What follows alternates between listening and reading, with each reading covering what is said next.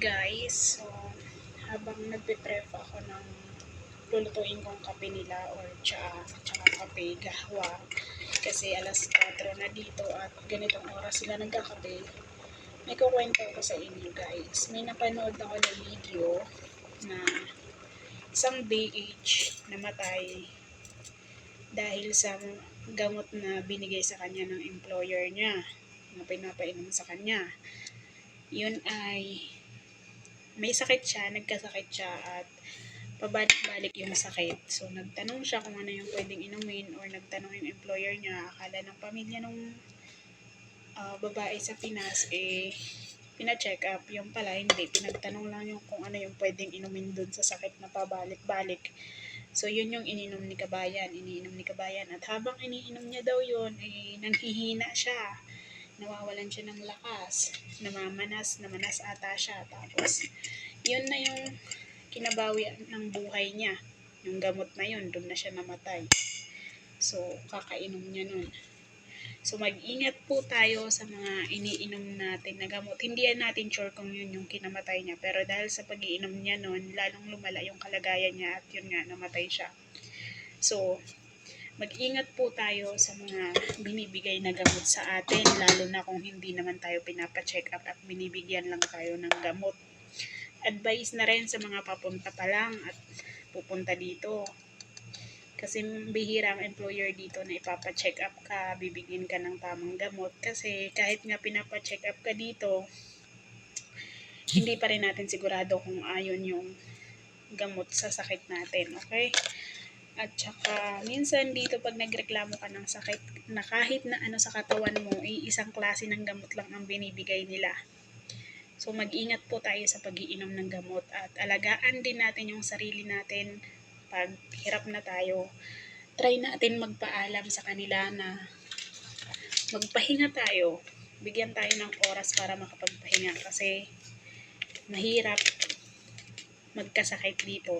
Isa lang yung katawan natin, yun lang yung puhunan natin. So, kailangan din natin alagaan yung sarili natin. Makiusap kayo na maayos na kailangan yung ipahinga yung katawan nyo.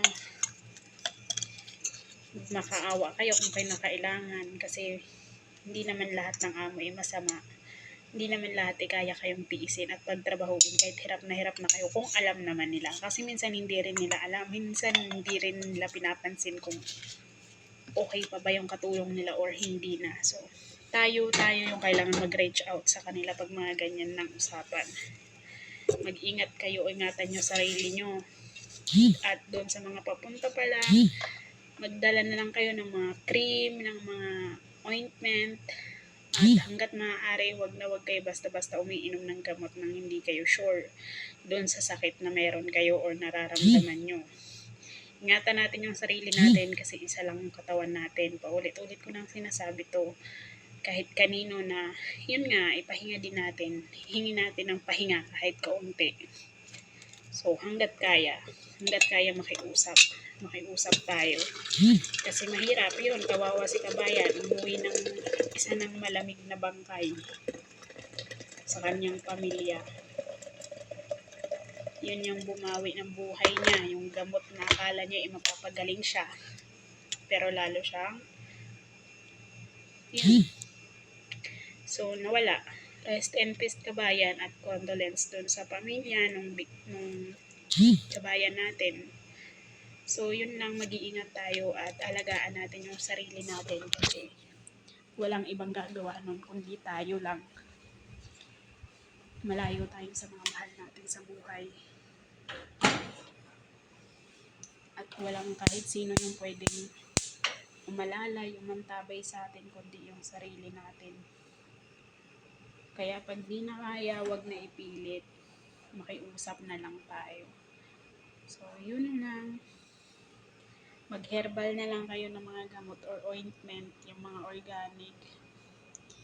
Kesa i-research nyo yung mga binibigay sa inyong gamot. Try nyo i-research. May Google naman. Ipagtanong nyo muna bago nyo i-take. Para kahit papano, may idea kayo. So, yun lang. Ingat kayo at God bless.